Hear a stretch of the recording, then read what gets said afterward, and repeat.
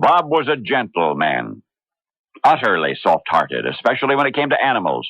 Hear about the day that he found this black and tan terrier swimming out in New York Bay, little dog paddling for her life. And Bob pulled her out of the water, of course, and dried her off. Never did figure out where she'd come from. Had fallen from a passing ship, perhaps. Anyway, Bob took her home and named her Dart. Dart's ears and tail had been cropped by a previous owner, and that really made Bob angry. Needlessly cruel, he called it. So when he learned that Dart was pregnant, he vowed that none of her puppies would be subjected to such a thing, and they were not. Oh, Bob kept them, naturally. In fact, he had quite a few pets, a number of cats and kittens. Wonderful company, he called them. Several chickens, whose comfort he was constantly attending to. In fact, there was a favorite hen, came and went as she pleased. One day she did not return on schedule, and Bob searched for hours until she was found. And a rattlesnake. That's right, Bob even had a pet rattlesnake once. He was quite unhappy when it died one night. Bob had a particular weakness for birds.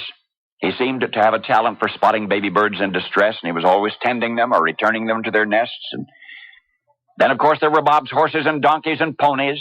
Transporting those from place to place always caused him a great deal of anxiety. The handlers were never gentle enough, he often complained. For Bob's heart was a soft heart. He was an admirer of sunsets and a stroller of flower gardens and a planter of trees and a lover of animals. And this, remember, was in a day when men were chided for being less than macho. When men were chided for these inclinations. So Bob was a long time ahead of his time. He was an opponent of cosmetic surgery for dogs, simply to satisfy the egos of their owners. He was an advocate of the humane treatment of horses, and this was during an era when horses were treated as things, and often horses were worked or overworked, ridden till they had dropped dead. Much of the time, Bob was so conscientiously looking after his pets. Even though there was a war going on all around him, you remember the pet hen that didn't return when she was supposed to? Bob launched a full-scale search for her right in the middle of one of the biggest battles of his life. In the middle of a war, he's out there searching for this pet hen. Bob even stopped one day to put a baby bird back in its nest while his army was under heavy fire in the middle of another battle. And couriers who sometimes rode their horses too hard were invariably reprimanded by Bob. And he said it didn't make any difference how important the message was. They were never, ever to ride a horse into the ground.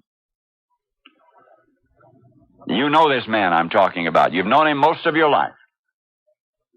I expect that you may have pictured him otherwise than as a humanitarian. But I hope now and henceforth you will always envision this man, when you hear his name, embracing a soaking wet black and tan terrier or cradling a baby bird in the hollow of his hands. Whenever you think of the soft heart inside the Iron General called Robert E. Lee, you will know the rest of the story.